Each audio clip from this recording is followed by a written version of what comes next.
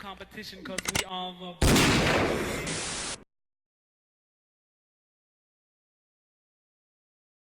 When I was born, my dad played boxing. My great grandfather was like a Caribbean champion. All I could remember was my family telling me his name was Baby Smiles. Yeah. Okay. My grandfather know all the history, but my grandfather's old, so he don't really remember. So that's all the information I got on my family. But I grew up with boxing in my family. What was the first time you put on gloves? When I was probably 12, Okay. 11, 12, I took it serious. You know, you a kid. Once I got to high school, I took it serious.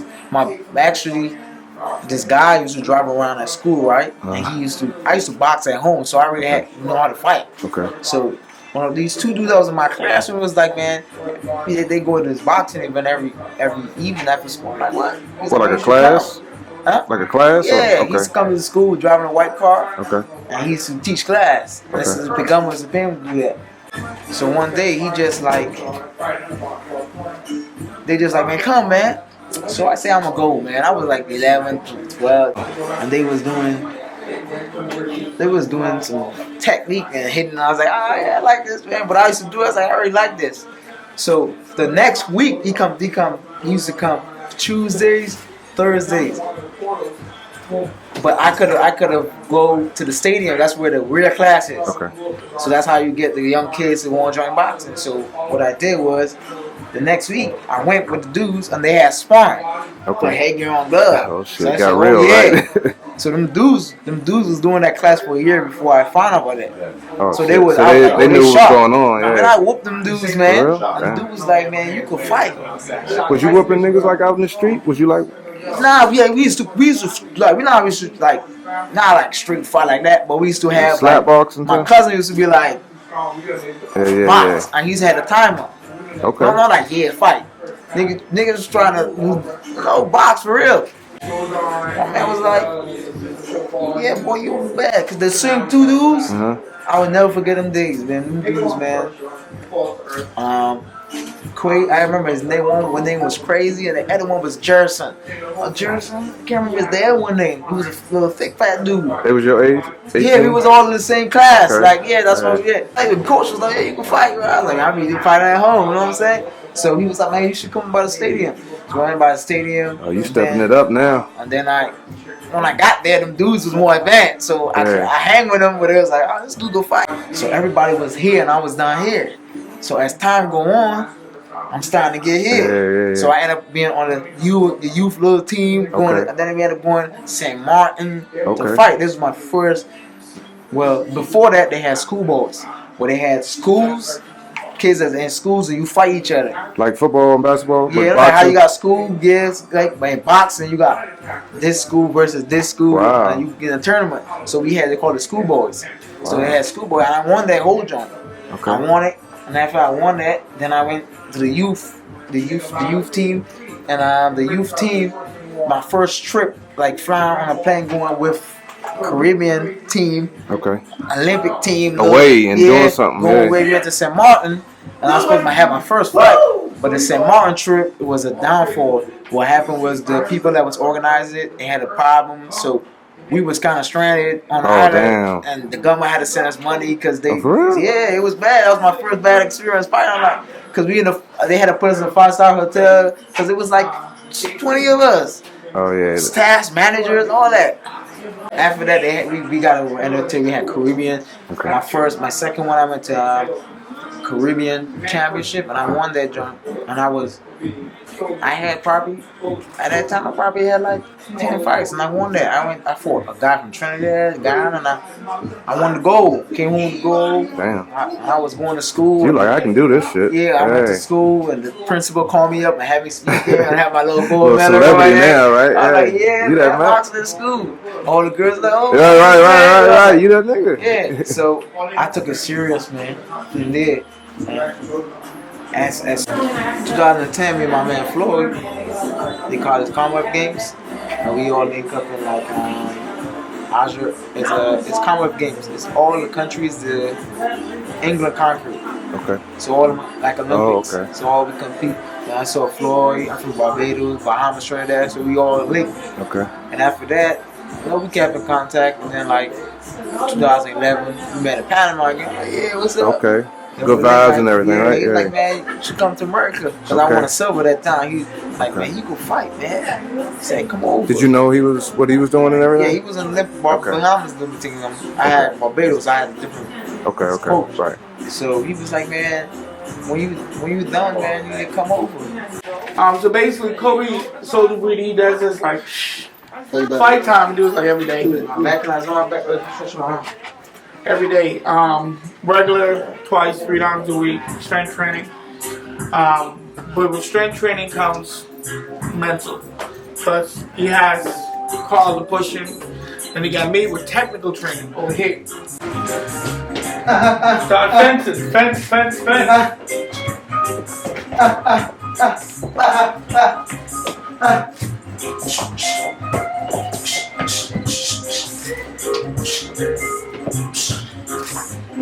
Two years ago, man. We lived together now. We married.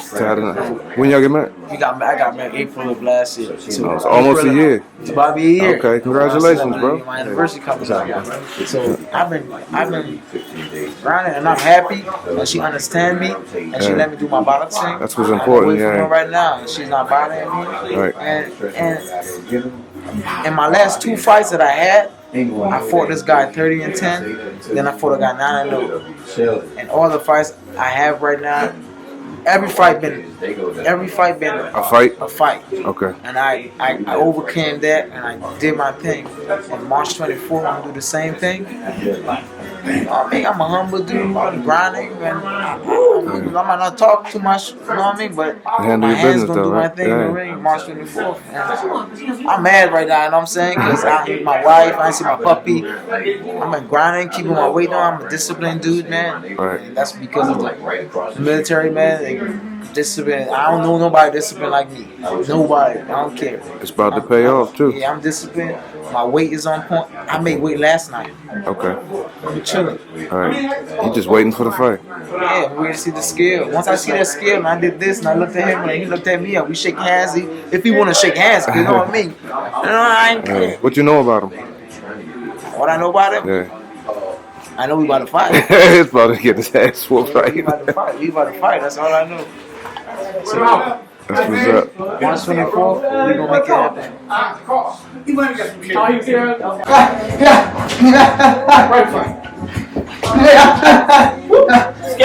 Skate.